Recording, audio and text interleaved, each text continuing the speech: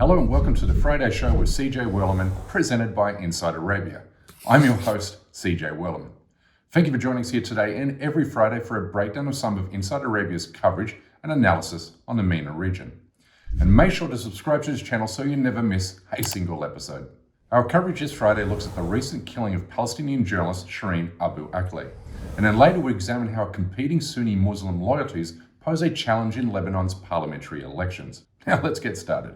We begin with my most recent article, which argues the killing of Palestinian journalist Shireen Abu Akleh at the hands of Israeli forces in the occupied West Bank not only constitutes an assassination, but also a brazen act of terrorism. Because it's meant to signal to other journalists they're putting themselves in the line of fire by reporting Israeli war crimes and human rights violations.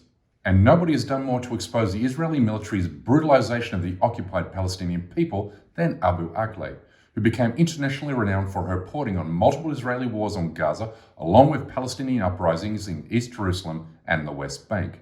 To put it bluntly, Israel wanted her dead. She is the 47th Palestinian journalist to be killed by Israeli forces in the past 2 decades. Multiple eyewitness accounts, along with video that captured her final moments, provide irrefutable evidence that suggests Abu Akleh was targeted for assassination by Israeli snipers, who also shot at her colleagues as they tried to provide her with medical care. There are simply no other plausible explanations for her killing, especially given the manner in which harming and killing Palestinian journalists has become a matter of routine for Israeli occupation forces. Her killing came just days after the International Federation of Journalists, along with other industry groups, filed a formal complaint with the International Criminal Court, accusing Israel of systematically targeting Palestinian journalists. But while the US government has condemned the killing of Abu Akleh as blatant murder, it must go further, because words of condemnation are not nearly enough. To not hold her killers responsible and bring them to justice is to signal to the Palestinian people that nobody is coming to save them, which in turn only encourages further acts of terror by Israel. لن أنسى أبداً حجم الدمار ولا الشعور بأن الموت كان أحياناً على مسافة قريبة. لم نكن نرى بيوتنا. كنا نحمل الكاميرات ونتنقل عبر الحواجز العسكرية والطرق الوعرة. كنا نبيت في مستشفيات أو عند أناس لم نعرفهم. ورغم الخطر كنا نصر على مواصلة العمل. كان ذلك خلال عام 2002 حين تعرضت الضفة الغربية لاجتياح لم تعهده منذ احتلال عام 67. في اللحظات الصعبة تغلبت على الخوف، فقد اخترت الصحافة كي أكون قريبة من الإنسان.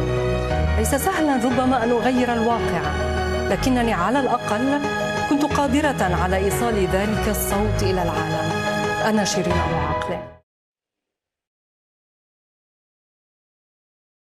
We shift now to Sami Mubied's commentary on Lebanon's forthcoming parliamentary elections, scheduled for May 15, where Saudi Arabia faces multiple challenges in its effort to tip the Sunni vote in favor of the anti-Hezbollah alliance.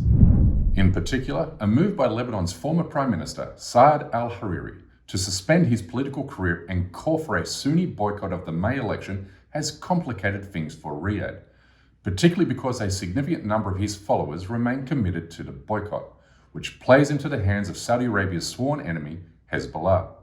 And while Hariri was for a long time Riyadh's go-to guy in Lebanon, de facto Saudi ruler Mohammed bin Salman views the former prime minister to be too soft towards Hezbollah and Saudi Arabia's chief geopolitical foe, Iran, which is why the Saudi regime is on the lookout for prominent Sunni Lebanese leaders who are willing and able to advance the kingdom's political interests in Lebanon, while investing millions of dollars in buying media, election campaigns, and votes.